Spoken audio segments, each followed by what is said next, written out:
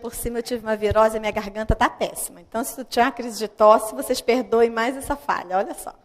Mas vamos voltar para a ideia de Deus. Foi bom, tem umas coisas assim que a gente diz que são bobagens. Mas quando a gente sabe aproveitar, tudo tem um sentido, né? De tudo se aproveita. Olha só uma coisa simples, embora a tecnologia hoje seja bem avançada, como ela tem pequenas dificuldades. Imaginemos nós tentarmos entrar na ideia de Deus. Que é Deus? É a causa primária de todas as coisas. Essa parte de física, química, para mim é muito complicada. Mas a gente às vezes vê as notícias, né, na televisão. E há estudos hoje avançadíssimos tentando descobrir a origem da matéria. E cada vez se avança mais, cada vez se avança mais. E nunca se chega à causa primária. Por quê? Porque a causa primária é Deus. Não é apenas uma molécula, não é um átomo, não é a parte de um átomo. É Deus. Deus é o princípio de tudo. Como é difícil para nós entendermos, o que Kardec diz no complemento para nos ajudar?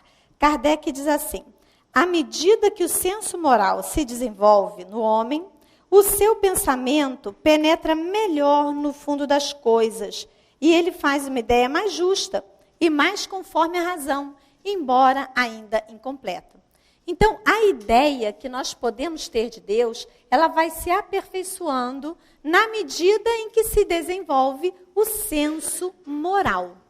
Como é que nós podemos ter certeza disso? Se nós começarmos a olhar um pouquinho da história da humanidade, nós vamos começar a ter essa noção. Lá no comecinho, as sociedades bem primitivas, o homem via chover e ele não entendia. O homem via fogo e ele não entendia. O homem via a noite e ele não entendia. Qual era a explicação? O homem sempre tentou entender o que acontece com ele ao redor dele. Ele começou a imaginar uma causa sobrenatural para tudo isso. E começou a imaginar que deuses, seres extracorpóreos, seres especiais, seres sobrenaturais, seres fantásticos, controlassem tudo isso. E daí começaram a surgir vários deuses que controlavam todas essas manifestações da natureza. Hoje, se nós formos observar no nosso planeta, ainda existem grupos que pensam assim. A dança da chuva ainda existe. Como se dançar pudesse agradar a um Deus e dali provocar a chuva.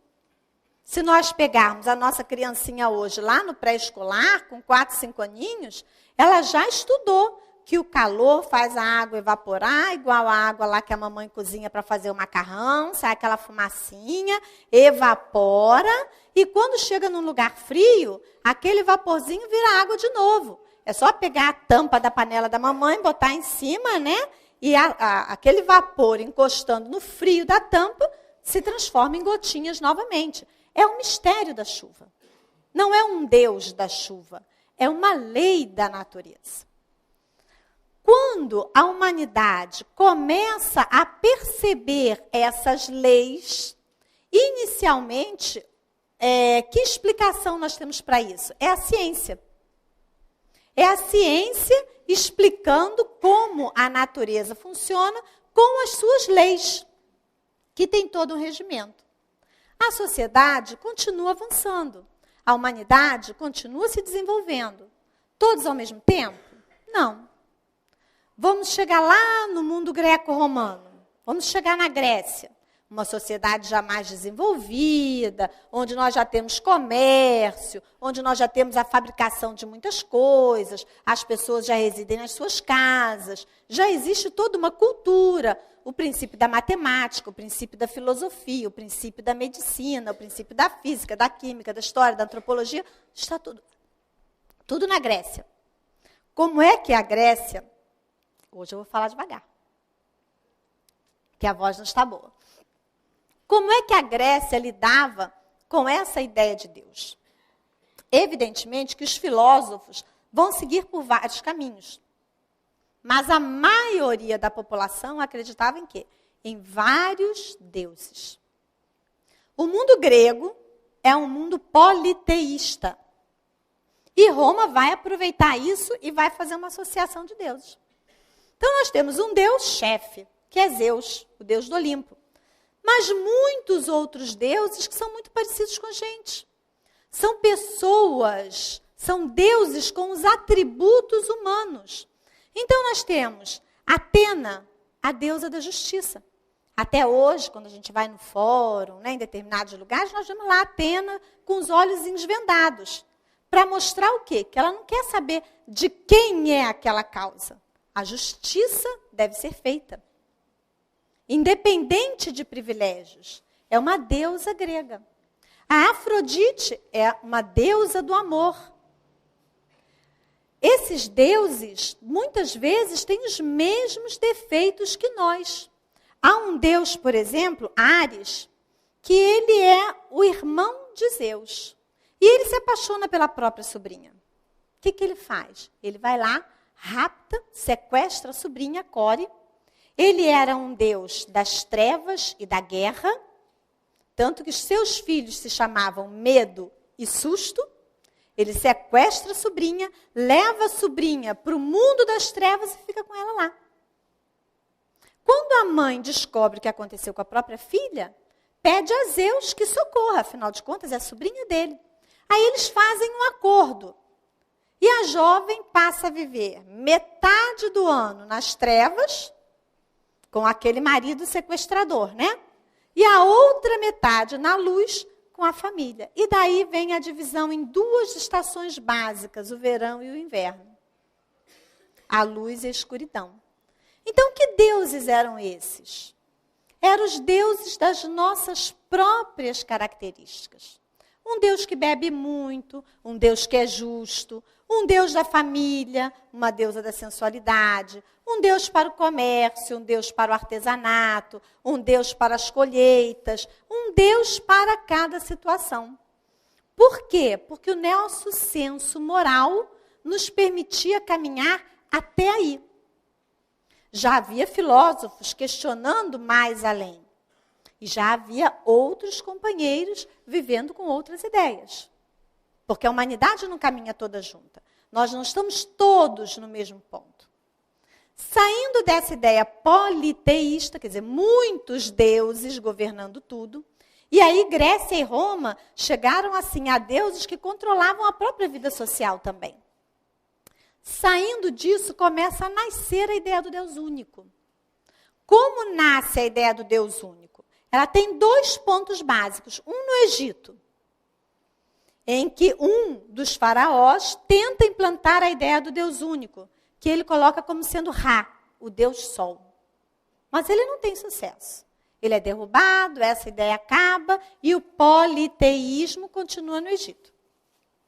O outro ponto onde cresce a ideia do Deus único é em Israel, é no povo judeu.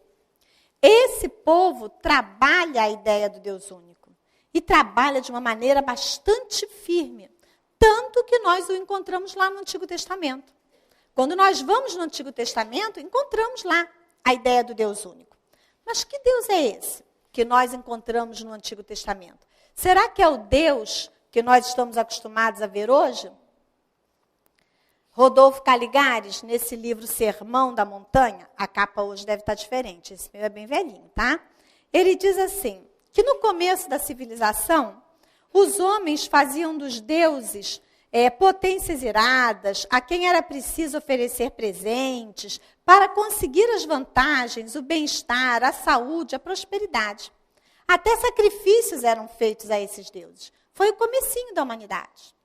Quando nós chegamos no Deus único, ele diz assim, abrimos o Velho Testamento e o Deus que ali deparamos, Jeová, o Senhor dos Exércitos, também se nos apresenta como um ser faccioso, violento, iníquo e vingativo, que escolhe para si um povo no meio das nações, cumulando-o de graças, enquanto aos demais só faz conhecer desgraças. Que ordena as mais cruentas matanças, inclusive de crianças e animais, que aconselha pilhagens dignas dos maiores bandoleiros e ameaça com pragas repugnantes todos quantos lhe não atendam às determinações.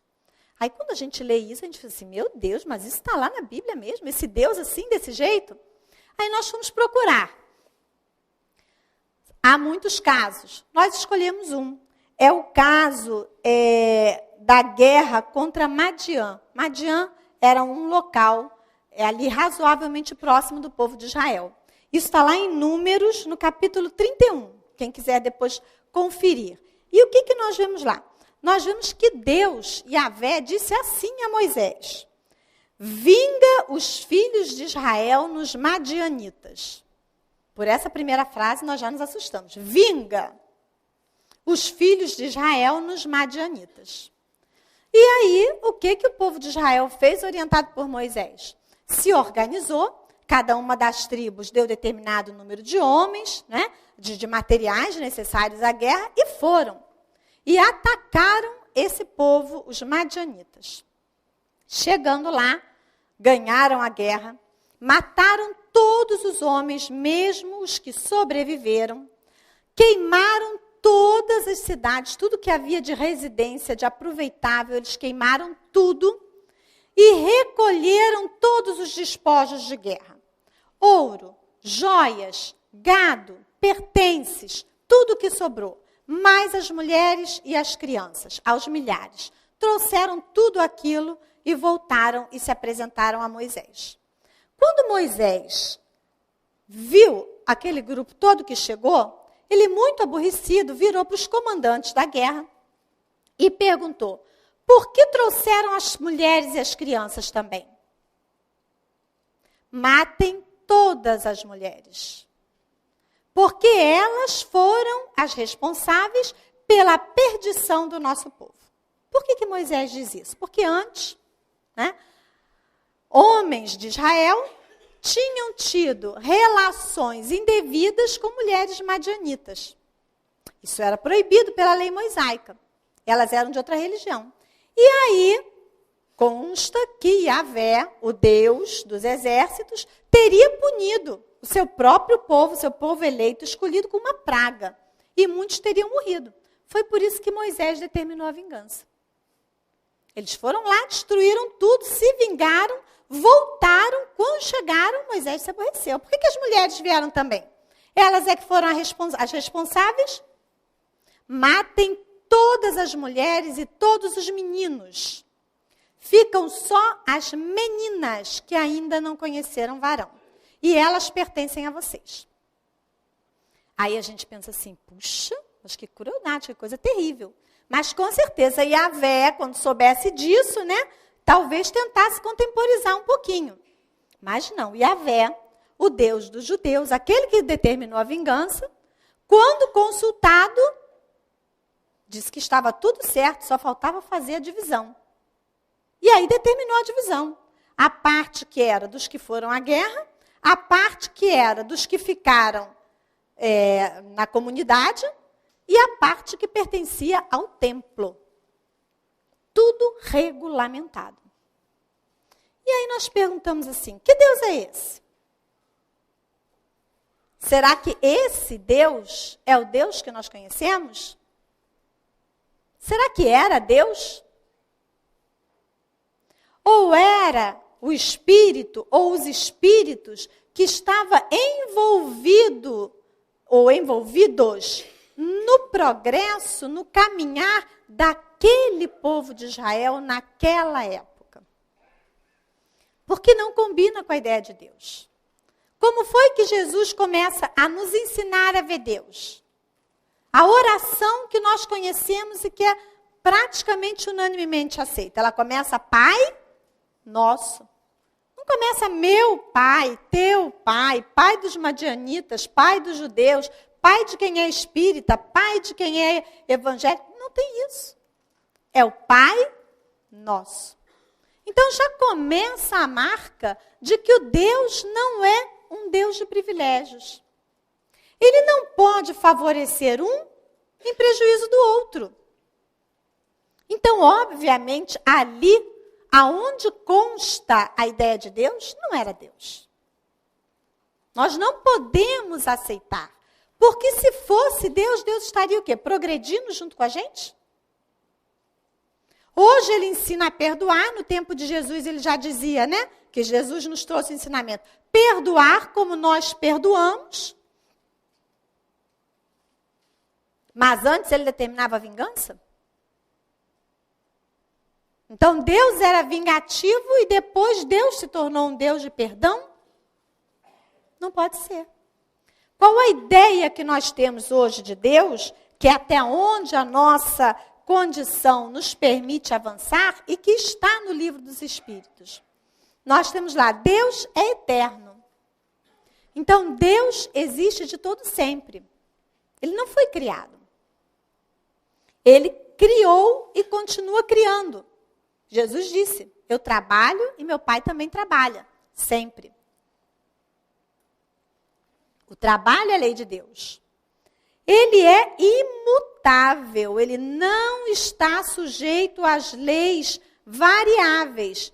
Ele determina as leis que regem o universo e que são estáveis. Nós não podemos conceber um Deus que tenha alguma imperfeição. Se antes ele determinava a vingança, ele não era perfeito. Se não era perfeito, não era Deus. Deus tem que possuir o infinito das perfeições.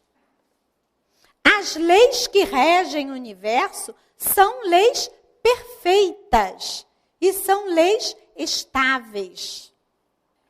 Os fenômenos da natureza são regidos por essas leis. São leis perfeitas e são leis estáveis. A ciência caminha no sentido de compreender, de explicar, de nos auxiliar a lidar com isso. Hoje, nós já estamos começando a ter noção de que não é bom jogar o óleo de cozinha lá no ralo da pia.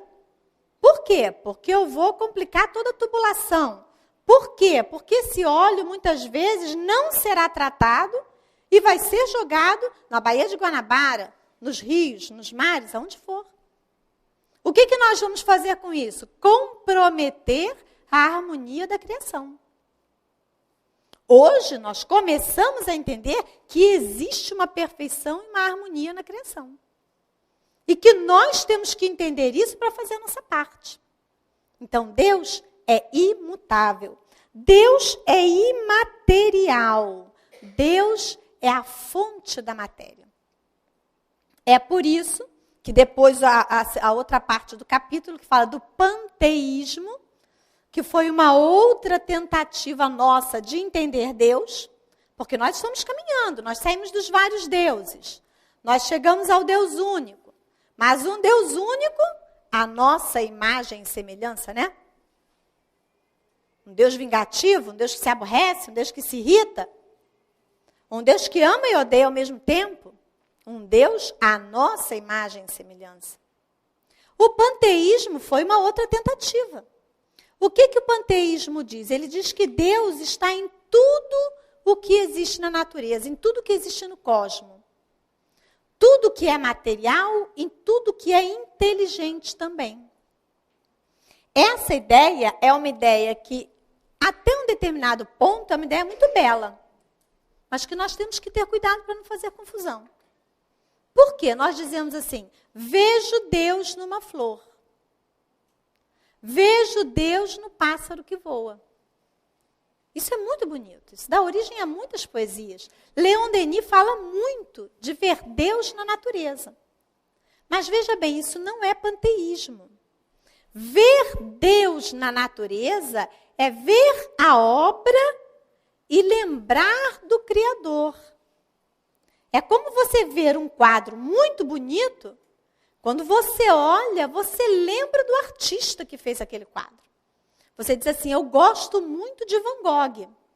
Você gosta daquela maneira de pintar. Você olha para o quadro e lembra de Van Gogh.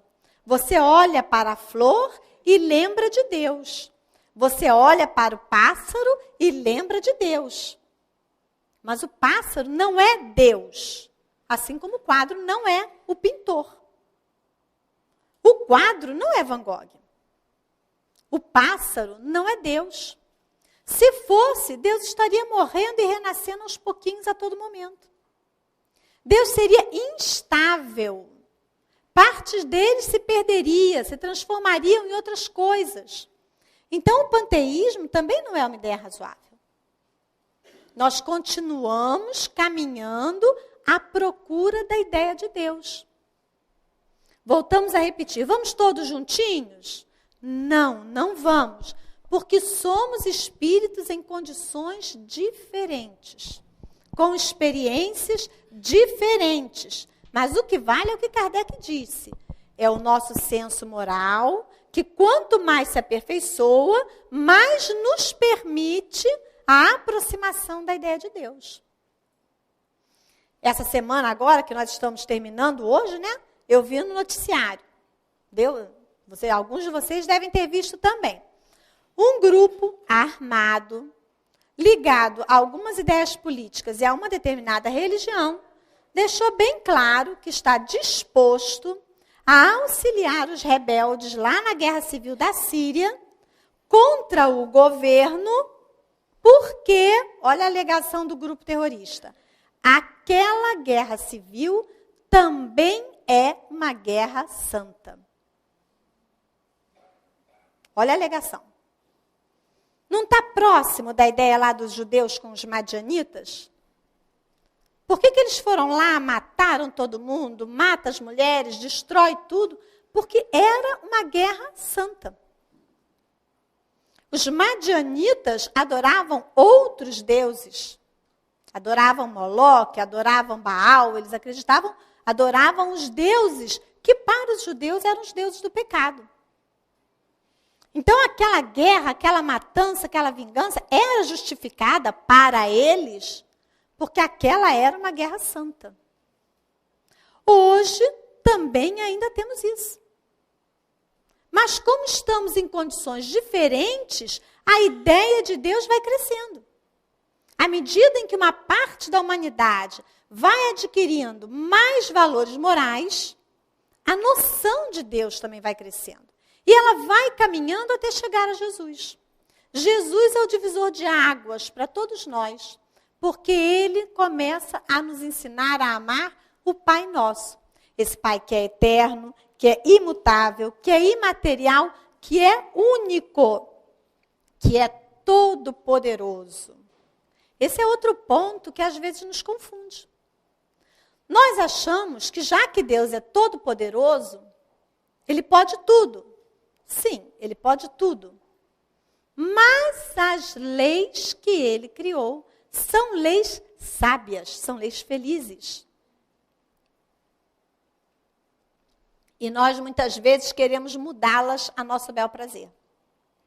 Eu acabo com a minha saúde. Qualquer que seja o mau hábito que eu tinha, acabei com a minha saúde. Hoje eu não tenho mais a saúde perfeita, mas hoje eu estou arrependido. E hoje eu tenho certeza da ideia de Deus. Então eu vou pedir a Deus, e Ele, vendo o meu arrependimento sincero, a minha disposição sincera de mudança, Ele vai me devolver a saúde perfeita. Às vezes eu acredito que pode ser exatamente assim. Que eu vou ter o privilégio, ou que Ele pode me compensar de tudo que eu fiz de errado. Jesus, quando nos trouxe a ideia do Pai Nosso, Ele nos trouxe muitas nuances dessa ideia, que nós precisamos parar para pensar um pouquinho. É interessante porque quando, aqui no Livro dos Espíritos, eles nos falam sobre a ideia de Deus, eles nos dizem que nós não devemos tentar penetrar no impenetrável. Ou seja, caminhar com a ideia de Deus por onde nós ainda não temos alcance. Mas o que Jesus nos trouxe, isso nós temos alcance para entender. Deus é todo-poderoso, Deus é infinitamente justo e bom. Jesus nos conta a parábola do filho pródigo. E o que é que ele conta nessa parábola? Havia um pai. Esse pai para nós é Deus. Esse pai tinha uma fazenda, uma herdade, e ele tinha 2 filhos. O mais novo, num determinado momento da vida, vira para o pai e pede: pai, me dá a minha parte na herança, porque eu quero viver a vida do meu jeito. O pai poderia ter negado.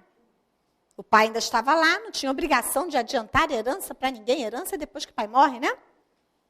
Mas ele pediu e o pai deu. O pai entregou a parte dele na herança. E ele, de posse daqueles bens, saiu. Foi-se embora. Gastou o dinheiro como bem lhe aprouve. Festas, comprou coisas caras, viagens de mulheres, foi para bem longe, gastou o dinheiro. Num determinado momento, ele não tinha mais nada. E a região onde ele estava passava por uma carestia muito grande. Um período de muita necessidade. E, de repente, ele se viu sem a família, sem os bens, sem amigos verdadeiros, num local de muita pobreza. A única coisa que ele encontrou para fazer e manter a própria vida foi cuidar dos porcos. Ele cuidava dos porcos e tentava se alimentar da comida daqueles mesmos porcos, porque era o que ele tinha para comer. Um dia, cansado daquele sofrimento, ele se lembrou: eu tenho um pai. E aí nós já começamos a parar e pensar: será que todos os dias eu me lembro? Eu tenho um pai? Será que hoje que eu estou chorando, eu lembro? Eu tenho um pai. E será que no dia da fartura e da felicidade, eu me lembro, eu tenho um pai? Naquele momento de dor, ele lembrou: eu tenho um pai. E na casa do meu pai, mesmo os servos vivem muito melhor do que eu. O que eu estou fazendo aqui nesse sofrimento? Eu vou voltar, vou até a casa do meu pai e vou dizer para ele: pai, eu errei contra o céu e contra ti.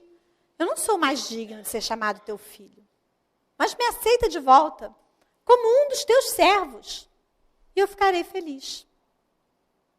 E ele empreende o caminho de volta. Vejamos bem que ele se arrepende, mas ele não para no arrependimento. Ele faz o caminho de volta, e esse caminho não foi fácil. Ele não tinha mais os bens que ele teve para gastar na ida. Ele não tinha mais os amigos, nem as festas, nem o lazer, que fizeram com que a ida fosse fácil. Agora ele voltava sozinho e sem bens. Era esforço próprio, sacrifício próprio, para chegar de volta ao pai. Quando ele está chegando, o pai percebe a chegada do filho. E o que faz? Vai esperá-lo na entrada da propriedade. Quando vê que é o próprio filho, chama os servos e diz: preparai uma festa, matai o novilho cevado, é meu filho que volta. Eu quero sandália para os seus pés. Eu quero uma roupa nova, boa, um manto, um anel para o seu dedo. E quando o filho chega e se põe de joelhos aos pés do pai, o pai o levanta e o abraça e o chama de filho. Mas o filho dizia: eu não tenho mais o direito de ser considerado seu filho. Mas o pai o abraça e o recebe como filho. E lhe dá uma festa, com todo amor. Esse pai é o pai do perdão. Esse pai é o nosso pai. Esse pai é o pai de misericórdia. Mas esse pai também é o pai justo. O pai não pegou a herança e deu de volta para ele. Ele já tinha gasto. Gastou. O pai não podia dizer para ele que ele não gastou, porque ele gastou. Mas continuava sendo seu filho. Continuava sendo muito amado. continuava sendo recebido com festa, não só na casa, mas principalmente no coração. Essa ideia de perdão, essa ideia de justiça, essa ideia de amor, de compreensão, de misericórdia, é um ponto da ideia de Deus a que nós não tínhamos chegado até aqui. É Jesus quem nos traz essa ideia. É um Deus que não vai me privilegiar em prejuízo do outro. É um Deus justo. É um Deus que não vai me impedir de arcar com as consequências dos meus atos, não. Eu errei e eu vou ter que acertar essas contas. Eu entrei no cartão de crédito, a televisão está sempre aí falando, né? Aumento da inadimplência. Eu entrei no cartão de crédito, eu vou ter que pagar. Eu vou ter que pagar. E para pagar o cinto lá de casa vai ter que apertar. Porque não dá para acertar o cartão de crédito e continuar com as pequenas coisas supérfluas que nós tínhamos. É da lei. Eu destruo a natureza, eu vou ter que assumir a dificuldade de viver num planeta em que o clima passa por muitas dificuldades. Porque eu malbaratei a saúde do planeta. Posso começar a reconstruir isso. O que é começar a reconstruir? É fazer o caminho de volta. Ele foi recebido com festa, mas ele fez o caminho de volta. Às vezes nós esquecemos disso. Com sacrifício ele fez. Nós podemos fazer o caminho de volta, qualquer que seja a situação que nós estejamos. A situação de ter perdido os amigos, a situação de ter trazido desequilíbrio para a família. Olha, estamos precisando que o proprietário do Gol branco LCK 7556 vá com urgência até o carro. Vou repetir, Gol branco LCQ 7556. Tá? Então, o caminho de volta é nosso. Por quê? Porque Deus é justo. Mas Ele não é justo de maneira vingativa. Sabe quando nós dizemos assim, fez, agora viu, ó. Tem que aguentar. Que sentimento nós colocamos nisso? Não é um pouco do sentimento da vingança? Eu bem que avisei, não quis me escutar. No fundo, tem uma pontinha de felicidade, porque nós dissemos qual era o caminho, a pessoa não quis e acabou que as coisas deram mesmo errado. Ou seja, eu tinha razão.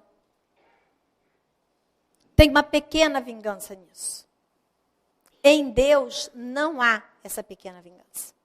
Estava falando com um amigo agora essa semana, e ele tem um netinho que é uma pimenta malagueta de 4 anos. Bem pimenta malagueta mesmo. E aí diz que ele virou para o avô e perguntou, vovô, o senhor gosta de mim? O senhor me ama? Aí o avô respondeu, amo, claro. Aí ele falou assim, mesmo eu sendo assim malcriado? Olha a consciência dele.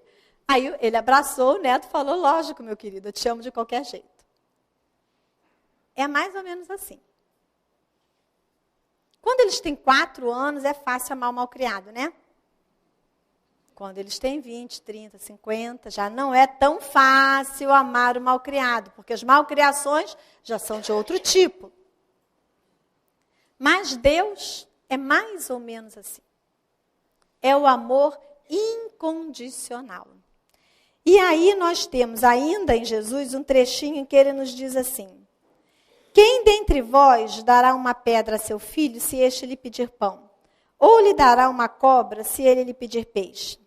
Ora, se vós, que sois maus, sabeis dar boas dádivas aos vossos filhos, quanto mais o vosso Pai que está nos céus dará coisas boas aos que lhes pedem. Então, Deus sempre tem só coisas boas para nos dar. Mas, às vezes, quando nós vemos essas coisas, nós achamos que elas não são boas. Por quê? Porque a evolução do nosso senso moral ainda nos dificulta o entendimento. Quando nós temos que trabalhar todo dia, às vezes achamos ruim. Mas quando nós perdemos o emprego, nós vemos como trabalhar todo dia era bom. O que é isso? É ainda a dificuldade no nosso senso moral. Então, se eu estou na condição de ter um emprego, que me rende o necessário para a minha sobrevivência, que me exige disciplina, que me exige autocontrole, que me obriga a aprender a lidar com as pessoas, que me oferece oportunidade de ver realidades diferentes. Deus está me dando uma coisa boa. Aquela pessoa difícil que está perto de nós, nós às vezes perguntamos, mas por que Deus colocou essa pessoa junto de mim? Existe uma razão. Acerto do passado, progresso para o futuro, crescimento das percepções. Uma vez um psiquiatra disse assim para a gente, quando Deus coloca uma pessoa assim numa família, é para que toda a família cresça com ela, não é para ela crescer sozinha. Aí eu nunca tinha pensado nisso. Parei para pensar, realmente. Porque você tem aquela pessoa com aquele problema e você considera o quê? O problema é daquela pessoa. Ela me dá trabalho, olha o esforço que eu tenho que fazer para cuidar dela, olha o desgaste. Nós achamos que a necessidade de aperfeiçoamento é dela. Não é. Se Deus coloca essa pessoa na minha família, é porque todos nós, em família, estamos precisando crescer nesses aspectos, desses problemas que essa pessoa trouxe. A necessidade de aprendizado é para todos. E ficar perdendo tempo com quem errou mais, quem errou menos, é bobagem. O importante é fazer a lição. A lição não está lá? O importante é fazer a lição da melhor maneira possível. Esse é o Deus justo. Esse é o Deus bom. É aquele em quem nós vamos sempre encontrar guarida e proteção.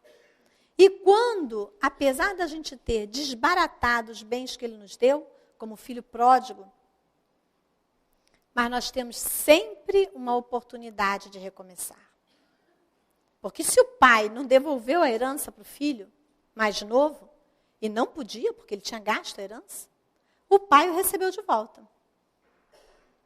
Com carinho, com amor, com algum supérfluo, porque ninguém precisa de anel no dedo. A gente pode precisar de sandália e pode precisar de roupa, mas de anel no dedo ninguém precisa. É um detalhe, não é? Mas é um detalhe interessante. Porque se nós pararmos para pensar, a nossa vida sempre tem algum supérfluo. A nossa vida sempre tem algum anel no dedo. Para quê? Para nos dar um pouco de alegria mesmo, né? Porque Deus sabe das nossas dificuldades. E Ele sabe que só o necessário para a gente ainda é bem difícil. Então, Ele ainda nos concede mesmo algum supérfluo.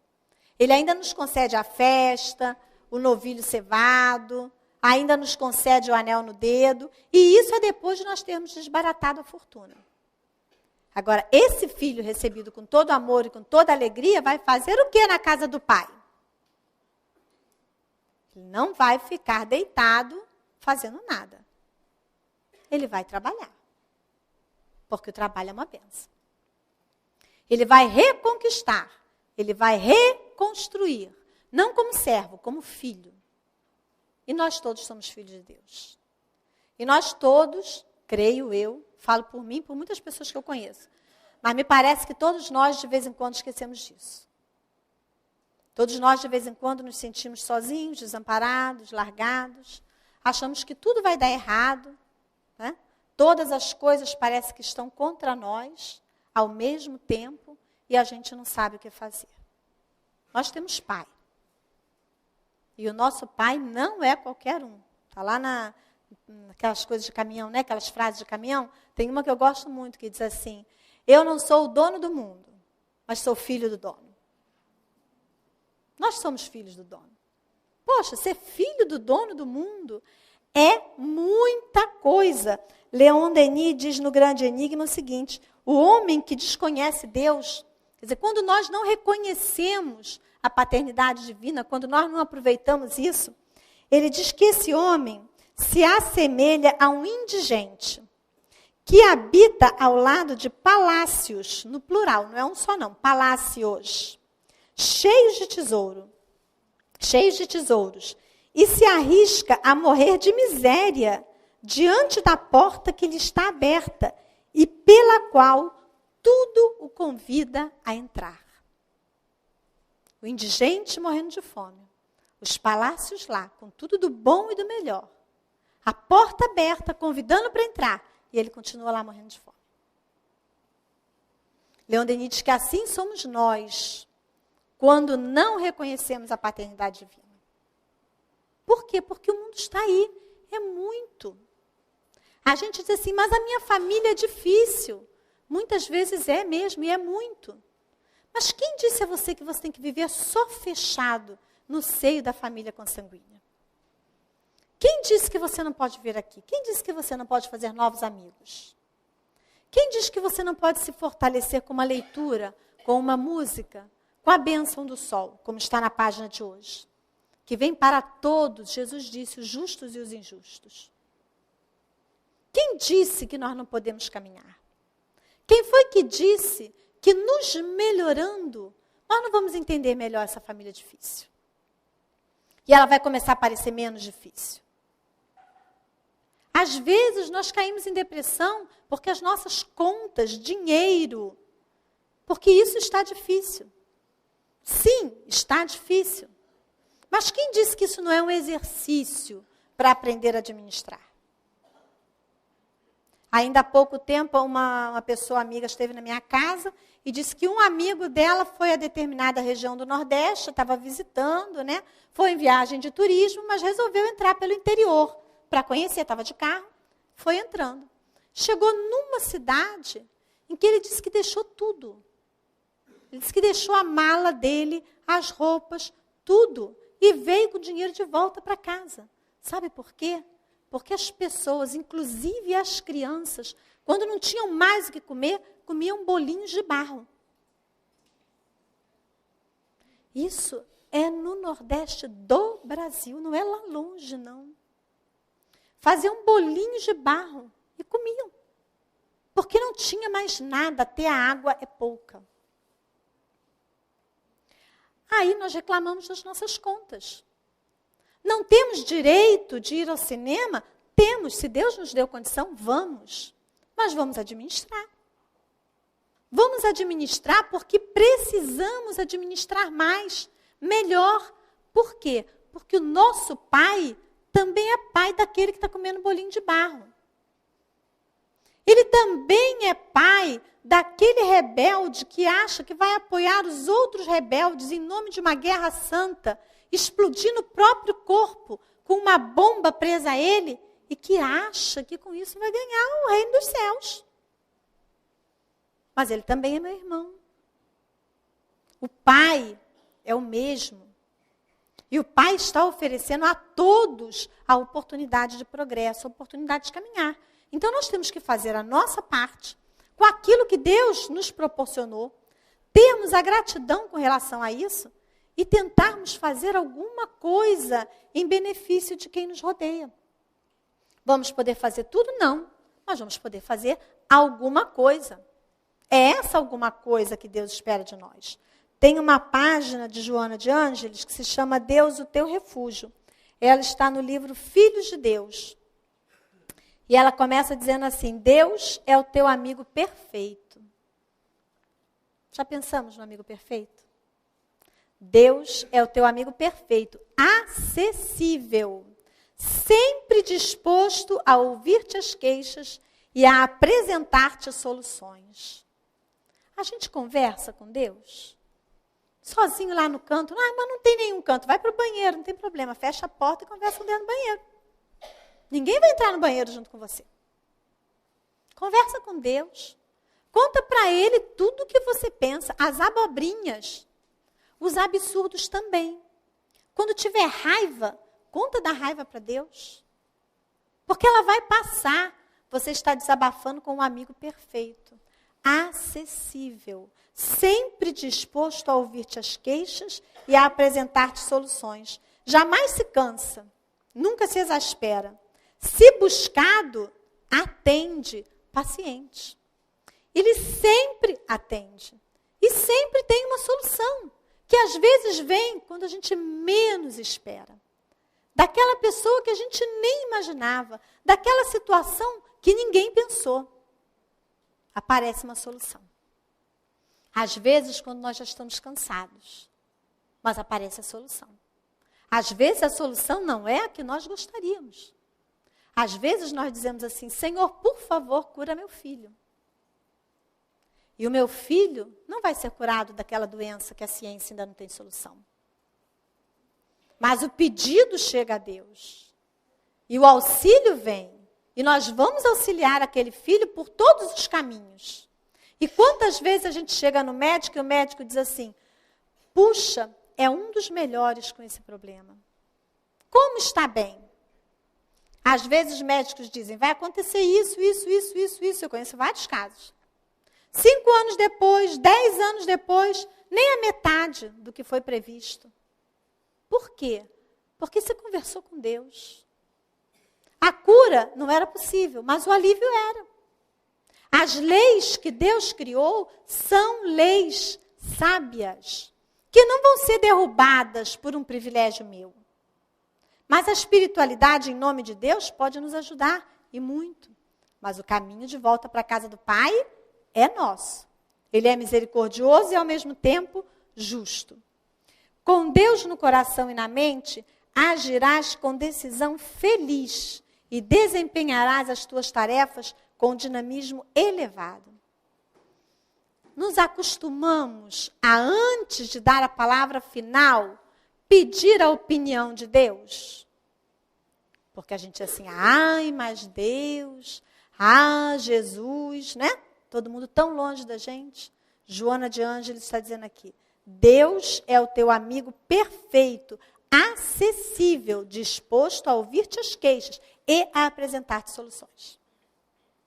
Antes de tomar a decisão, perguntei a Deus. Pedi socorro a Jesus. Lembrei do Espírito que me guia e me orienta.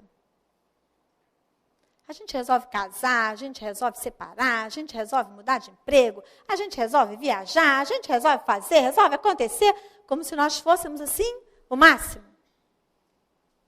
Depois, quando as coisas às vezes dão erradas, nós ficamos tristes, igual o garotinho de 4 anos mal criado, né? Mas a gente desobedece, faz por conta própria, teima, faz birra, vai, gasta tudo. Tem que fazer o caminho de volta. Mas não seria melhor, antes de sair, perguntar ao pai? Pai, o senhor acha que agora é o melhor momento de eu receber a minha herança? O senhor acha que se o senhor me antecipasse uma parte, eu faria bom uso disso? De que maneira? Então, perguntar a Deus. Para quê? Para que a decisão seja feliz. E depois da decisão tomada, nós possamos agir com dinamismo. Para terminar, Joana diz assim, nada faças sem te apoiares nesse amigo certo, seguro e paternal que é Deus. Jesus nos ensinou a ver Deus como Pai. Então, Joana está nos dizendo, nada façamos sem antes perguntarmos a esse Pai se estamos na melhor decisão. E se não estamos, que Ele nos faça enxergar outra melhor. Demos um tempinho e a resposta de alguma maneira chegará. Com certeza nós vamos viver mais felizes. Que Jesus nos abençoe a todos.